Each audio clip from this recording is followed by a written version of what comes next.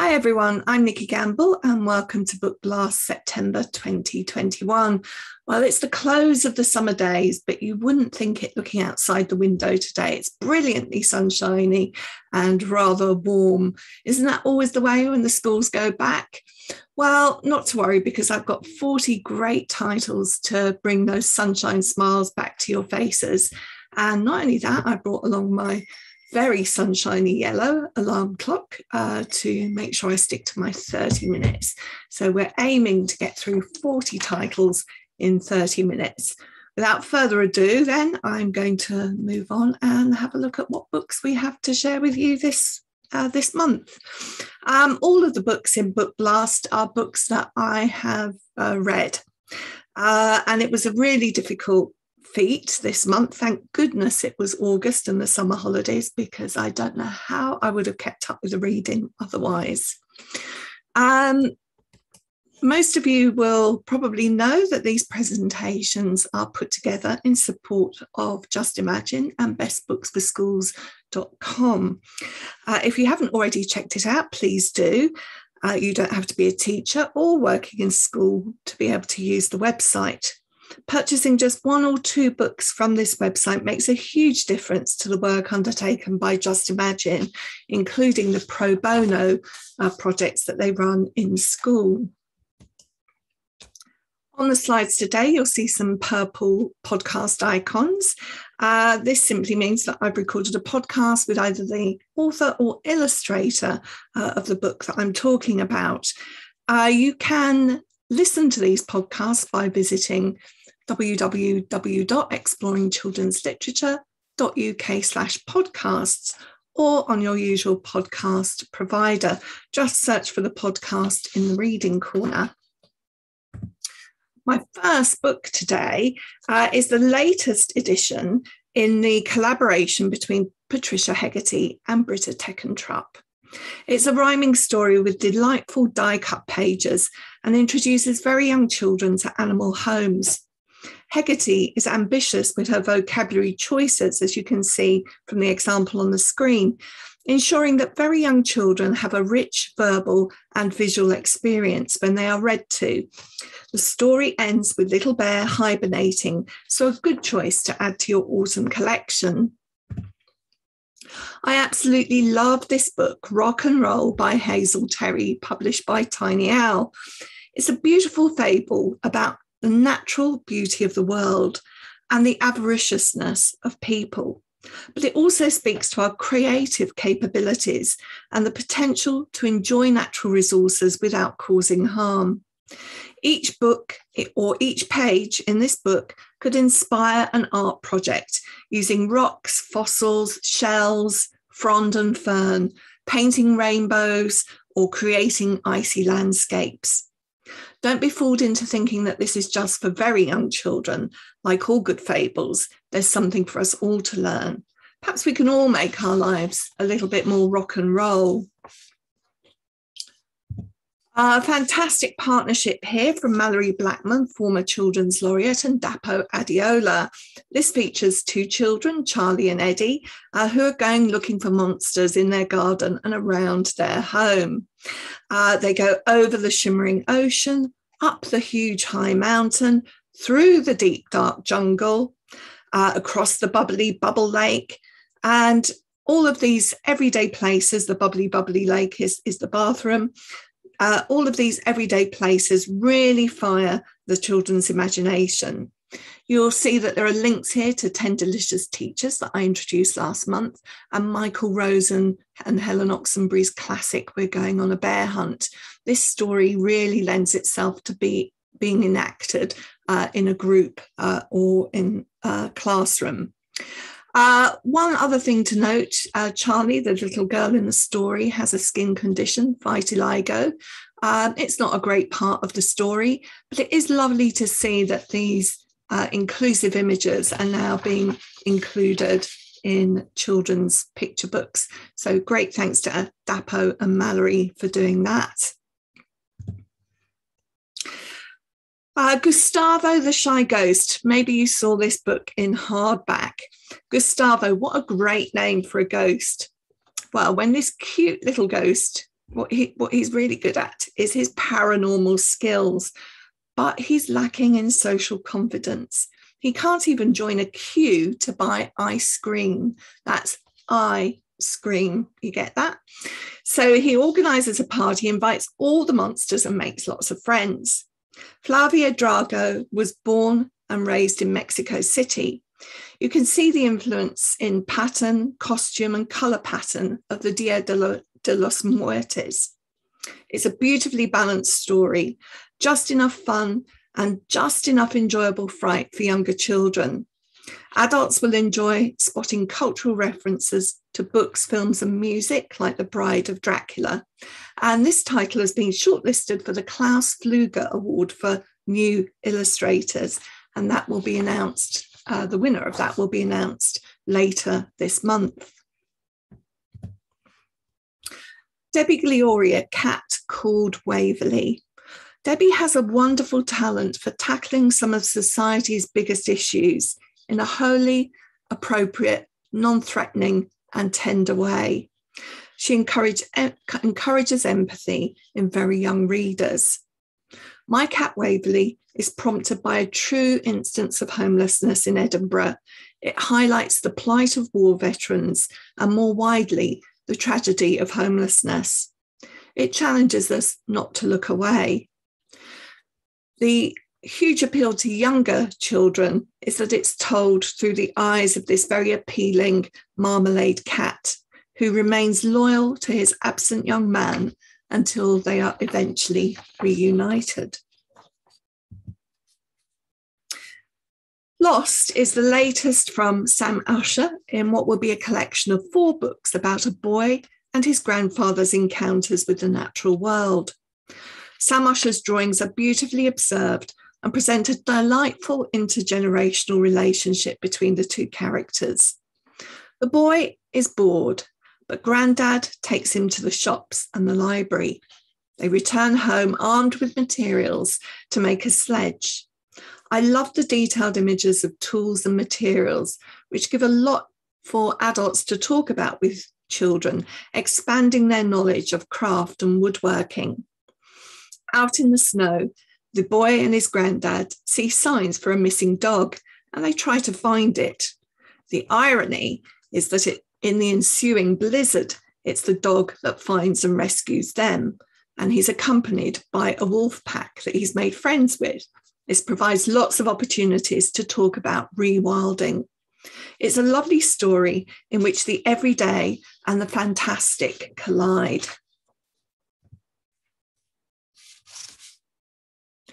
Another book about engaging with the natural world. The illustrations in The Secret Forest are richly coloured, and there are lots of questioning prompts in this book to invite close looking. There are fox cubs to count, frogs to spot, and butterfly eggs for the eagle-eyed to spy. This is another book with an autumnal feel, so it's a good choice for early years or Key Stage 1 at this time of the year. Inga Moore of Six Dinner Sid fame is a supremely talented illustrator and draftsperson. Her detailed classic feel drawings are populated with endearing anthropomorphized colour characters and luscious landscapes. They're very reassuring and comforting. This book catches up with characters from A House in the Woods. Mr. Moose is famed for his storytelling, but one day he runs out of stories. What to do? Well, eventually he discovers a repository of never-ending stories. It's called The Library, and harmony is restored. What book-loving person can resist a book that champions libraries? A book that I'm extremely excited to introduce you to is Phillip Reeves' Utterly Dark and the Face of the Deep. It's such a treat to have a new middle grade novel from master world builder Phillip Reeves. When Utterly Dark was a baby, she was washed up on the shores of the autumn isles and taken in by the waters of Wild Sea. But everything changes when her guardian suddenly drowns. Now, who will keep watch and make sure that Wildsea stays safe from the strange forces teeming in the deep ocean around them? Magic and science collide in this story of an age-old battle between land and sea. Utterly dark is utterly compelling, and I hope that you will enjoy it as much as I did. Rob Biddulph is best known for his picture books and his YouTube channel, Draw with Rob. Peanut Jones and the Illustrated City is his first foray into longer fiction, and it is a triumph. Rob mines his passion for drawing in this witty, highly illustrated adventure. Drawing feels like magic to Peanut Jones, but can art fix her problems? Her dad has gone missing and she's stuck in a boring new school. When she discovers a magic pencil that can draw 3D objects and can open up a portal to a new world, she thinks that this is where she may find her dad. The adventure is on. She draws herself into a new world, the new world of Chroma City, a place devoid of colour, with place names like Vincent Fields, Warholia, and Darley Point West. Told in short, bite-sized chapters and extensively illustrated, this is good for readers who can read but may not have the stamina for longer fiction.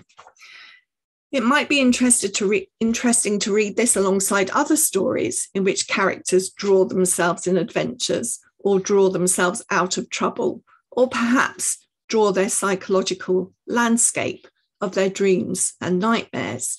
And you can see some of those titles on the screen. Danger at Dead Man's Pass, the latest book by M.G. Leonard and Sam Sedgman in the Adventures on Trains series. And this one is my favourite so far. It has a European flavour.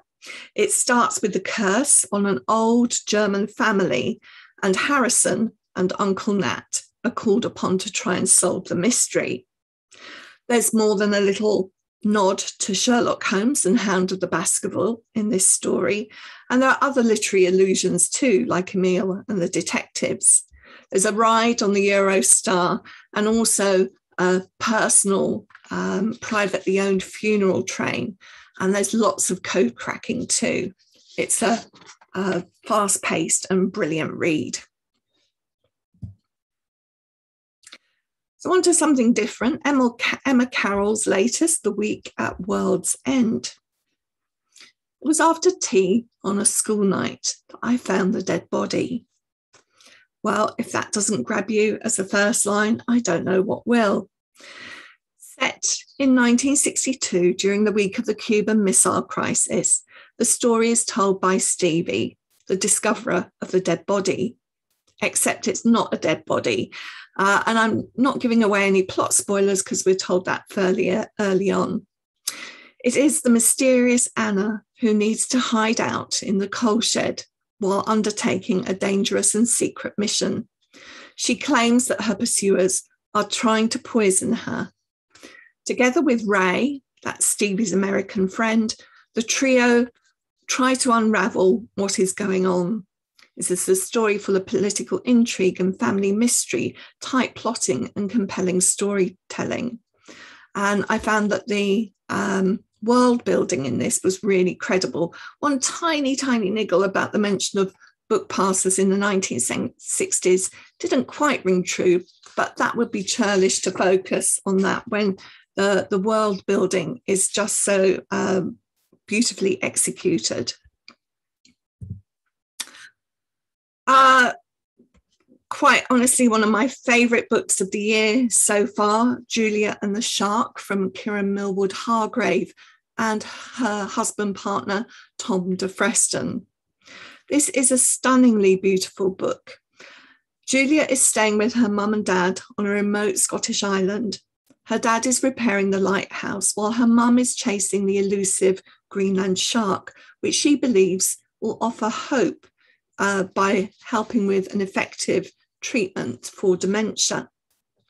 As the story develops, we discover that Julia's mum is fighting her own demons, and Julia's anxieties surface in dreamlike passages, which are exquisitely mirrored by Tom de Freston's enigmatic illustrations.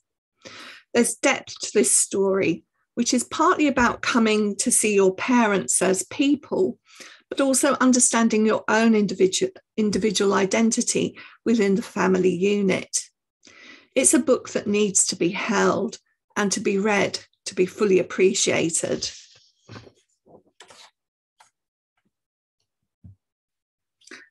From Joanna Nadin, No Man's Land.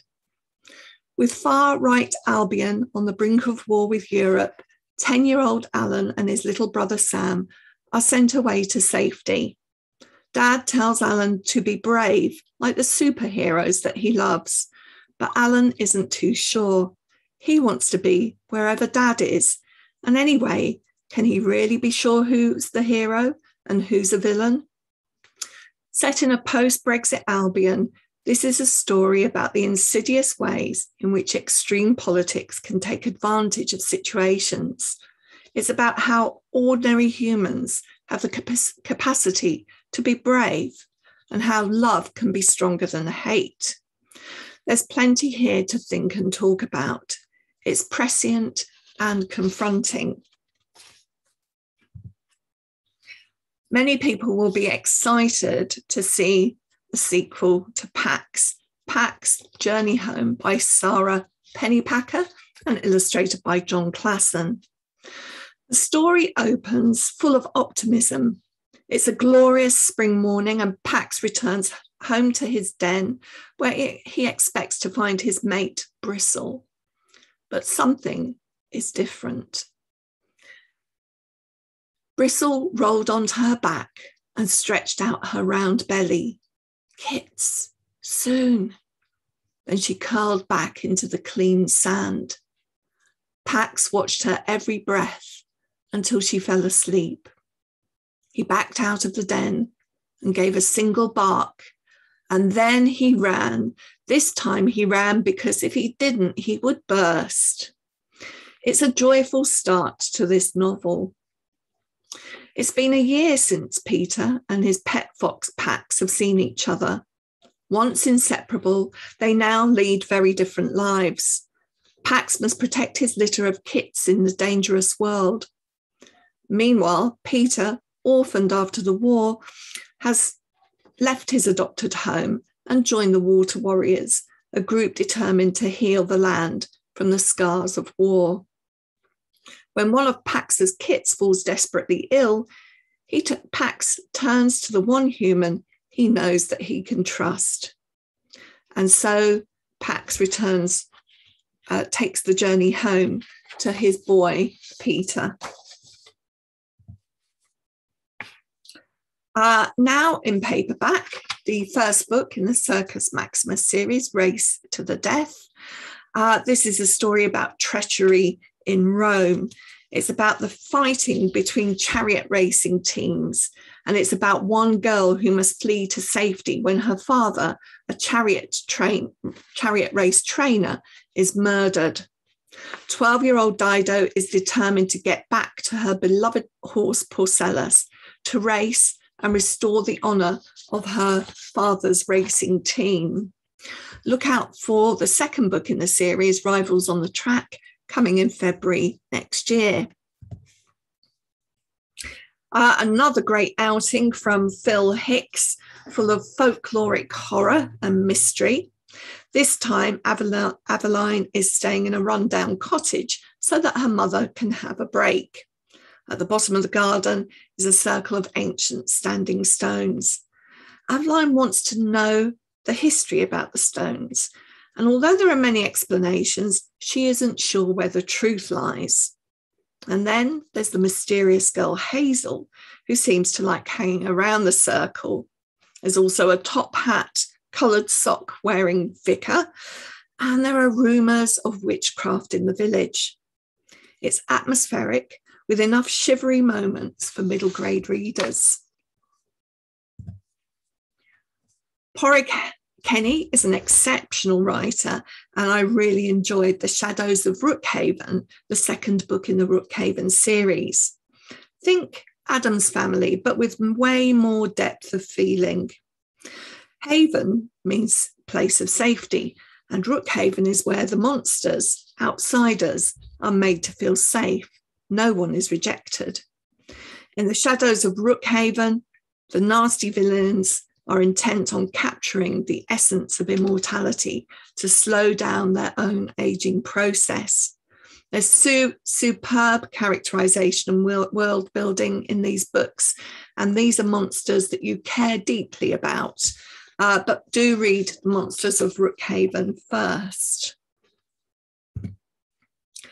One of my favourite books of the month, The Hideaway by Pam Smai, recommended for teenage through to adult readers. The dual narrative in this story tells of 13-year-old Billy and his mum in alternating voices. Everyone has their tipping point, and Billy is no longer able to witness the domestic abuse and meted out by his stepfather. And so he runs away to a hidden pillbox in the cemetery at the bottom of Old Souls Lane.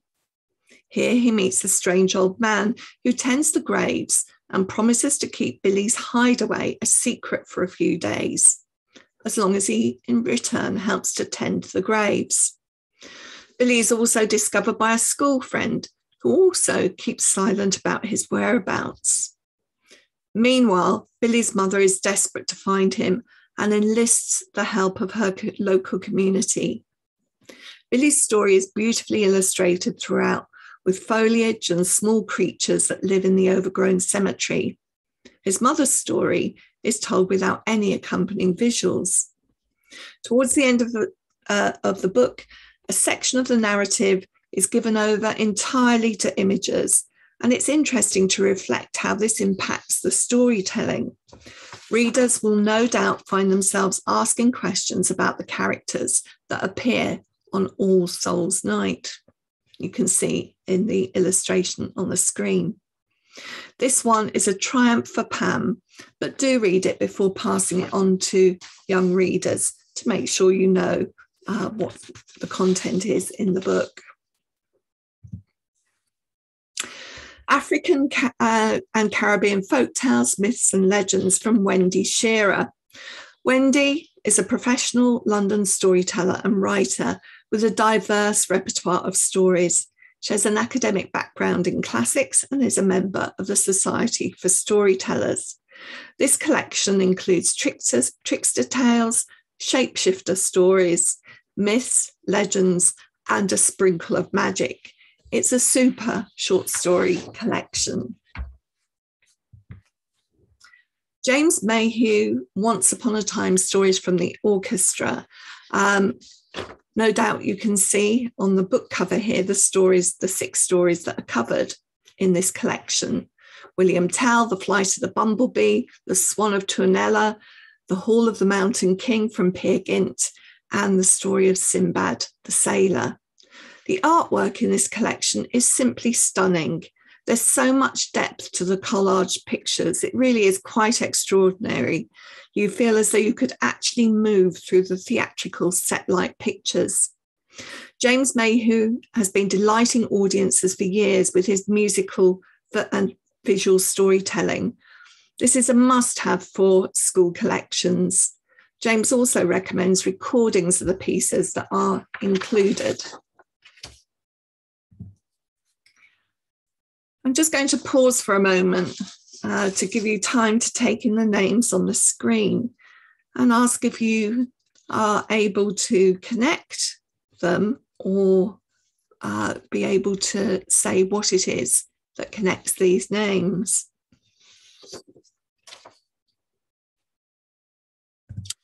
Well, there's some of the 26 artists featuring in Black Artists Shaping the World by Shauna Jackson. These artists, some of them are born and living in Africa and some from across the diaspora. They represent the broad canvas of different art forms: photography, painting, performance, ceramics and textiles. I was particularly struck by British Nigerian artist Yinka Shonabari's reflection about one of his teacher's questions when he was a student. And the question was, why didn't he create more authentic African art? It reminded me of a comment from a well-known Black writer who was told that a family in her story wasn't Black enough because they were eating spaghetti bolognese. In fact, Yinka's work has been centrally concerned with exploring the relationship between the two continents that together form his identity. I recommend this one for secondary school libraries, but for teachers of all ages of students who are seeking to decolonialise the curriculum. There are lots of starting points in this book that could inspire projects in school or at home.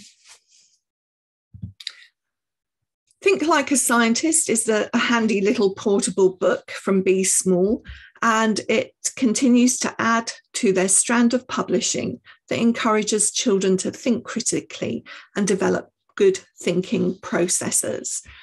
Taken together, these 4 books make a really great portfolio for the classroom. Beetles for Breakfast. I couldn't resist the title of this book, and I had great fun talking to the author, Madeline Finlay. She's the producer of the Guardian Science podcast, and we were talking about different ways in which technology could help us combat climate catastrophe. Well, you could try eating beetles, or you could have pavements that are powered and harness kinetic energy, or you might have the street lamps that are powered by the disposal of dog poo. There are lots of technological solutions being tried and tested right now. Great, both entertaining and informative book. What the Elephant Heard. This is picture book nonfiction with a rhyming text from Charlotte Gillane and Sam Usher. A young elephant tells us about herd memory, how patterns in nature guide the elephants to water. This is a story in which natural sounds, the sounds of the savannah, echo. We can hear the herds of zebra thundering across the plain, the roaring of lions, and the bird eaters' cry. But as the story progresses, these are replaced by clanking metal, spades scraping, machines clattering, cars rattling, planes growling, machinery buzzing, whining, shouting and bellowing, and eventually a single gunshot echoing. The contrasting soundscapes in this story could be used as part of an exploration about the need for environment and wildlife conservation. And they could be used alongside a study of the exploration of the savannah. In his latest book, Yuval Sommer, this is the latest in the Big Book series, we look at the connections between humans and the natural world. Yuval writes, from the air that we breathe, the food that we eat, the adventures we seek, to the joy we experience, you will find a connection to nature in every single part of our being. And the more we can reconnect with nature, the more we can reconnect with ourselves. To give you a flavour, there's a spread in the book called Rainy Days, and it shows humans using protective clothing and umbrellas. But it also shows squirrels using their tails as umbrellas. I didn't know they did that. And it shows you mushrooms underneath the ground waiting for a rainy day, ready to burst forth from the earth. Let's Save Antarctica by Catherine Barr. Catherine Barr is one of those writers of narrative nonfiction who I admire, along with people like Nicola Davies. She writes picture books that are intended to spark conversation and curiosity. And for anyone that's heard me talk about nonfiction over the last 2 decades, you'll know that more than information is a bit of a mantra for me. Catherine Barr is an ecologist, and she's worked with Greenpeace and been an editor at the Natural History Museum. What sets this book apart from other books about climate change is the digging deeper into the different reasons that we should be concerned to save this part of the world. And Catherine looks at the very broad range of scientists that use Antarctica because of the very special set of conditions there. It's the biggest ice sheet in the world. The fossil record preserved under the ice is unparalleled, and the history of the Earth is recorded in the ice. It provides opportunities for us to learn from extremes, which is useful for all sorts of scientific and medical purposes. And of course, there's the wildlife too, the penguin colonies and the safe haven for whales. There's another book coming, The Amazon, which promises to be part of this great series.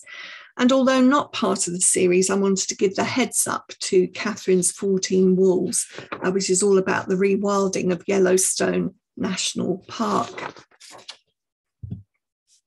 This is a super book, The Biggest Footprint. It's climate change in graphic novel form with lots of humour. And it takes a unique concept called smushing. Imagine that you put all the humans into the world in one great smushing machine. Well, this book does that. And then it compares the giant human that comes out at the other end to other living things on the planet and the relative impact that we have. For instance, did you know that if you smooshed all the chickens on the planet, the giant chicken that came out of the smushing machine would be bigger than all other wild birds smushed together? I found that mind-boggling. It's educative, but it's funny, and sometimes that makes a point more effectively than taking an earnest or worthy stance on the subject. Own Your Period by Chella Quint. Former teacher Chella Quint set up the period positive movement following her MA research at Sheffield Hallam University. This is an incredibly informative book, not only about menstruation, but the complete reproductive life from birth to postmenopause. It's full of practical support, and I don't say this often, but there really should be a copy in every school library. Sheila has written a curriculum, which you can find online, and also if you listen to the podcast in the reading corner. And also an adult book, Be Period Positive, which many teachers will find helpful in ensuring they have period positive schools. I have to say that considerations of sustainability weren't addressed when I was the age that this book is aimed at, but I have now learnt the period positive mambo, and it goes inside, outside, reuse, throw it away. So you might try that next time instead of agadoo at the wedding disco. Know Your Rights is an explanatory guide for young people about children's rights with case studies from young activists. It's clearly explained with an objective tone. This is another book that will be as useful for teachers as it is for the target audience. Roma Agrawal is an Indian-British chartered structural engineer based in London. She's worked on several major engineering projects, including the Shard. She is an author and a diversity campaigner. This book covers lots of very interesting technical information, and you can see a long list there of the headings.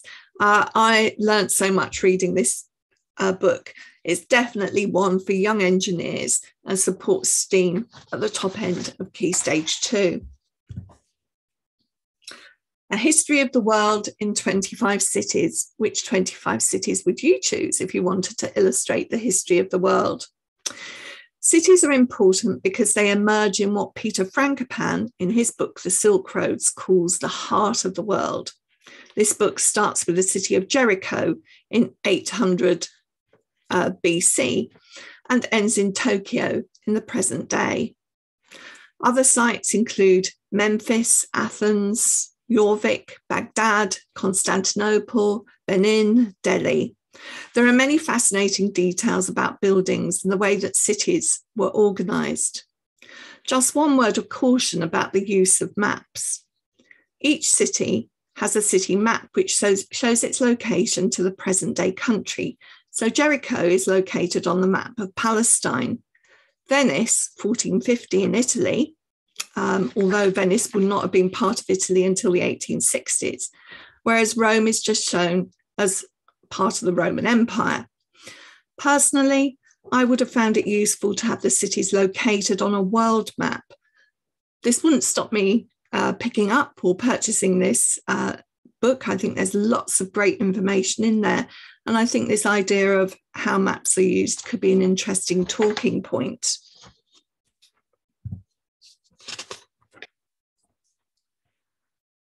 Rescuing Titanic by Fiona Bellargi. This is reminiscent of William Grill's Shackleton's Journey in its look and feel. It's the story of the Carpathia, the ship that went to rescue the survivors of the Titanic. It's informative with a sense of drama conveyed through a contrast in static and dynamic illustration. You can see the dynamic feel and the strength in the illustration on screen. That's contrasted with musicians playing violins and diners in the corresponding Titanic image. It's a must for any schools that include the Titanic in their curriculum. Also, if you're looking at engineering, the development of steam power, shipping and transport. This title says it all. Zoologist and children's author Nick Crompton explodes some of the myths about dinosaurs. He debunks some while explaining where things are a little more complicated in others. This one is for the dinosaur fanatics that find simpler fare simply unsatisfying. Secrets and Spies is a wide-ranging survey of fictional and real-world spies, covering global history from ancient times to the Cold War, intelligence agencies, technology, and gadgets such as the Bulgarian umbrella that you can see here. To all intents and purposes, it's an ordinary-looking umbrella, but it conceals a mechanism for firing poison darts. This is an appealing subject for action-loving readers. A feast for the eyes, perhaps more to the adult taste, forgive the pun, but a useful resource if you're looking at food, nutrition, or where our food comes from. It really is a delectable feast that's laid out before us. As a child who enjoyed looking at the encyclopedias of flowers and butterflies, I know that I would have loved this visual cornucopia. And finally, poetry. Tomorrow is Beautiful, edited by Sarah Crossan, is a comforting, calming, and hopeful anthology of poems. They are meant to speak to us when we may be in despair or facing difficult times in our lives. The title of the book comes from the last poem in the collection, which is written by Sarah Crossan herself. Beyond the wall of now, tomorrow is waiting. Its light is longing to find you. Look for its glow in the corner you had forgotten. Beyond the cold brick of today, tomorrow knows better. And those are the 40 titles for September. Coming up on the 24th of September, you can join Book Blast Live to find out what the October titles are. And a reminder that if you do join live, there's a chance to win all 40 books plus some other prizes during the live session. If not, the recording will be placed on YouTube and Facebook afterwards. All books in the presentation, as I say, are available at discounted prices on bestbooksforschools.com. And I've enjoyed having your company with me today. See you again next time.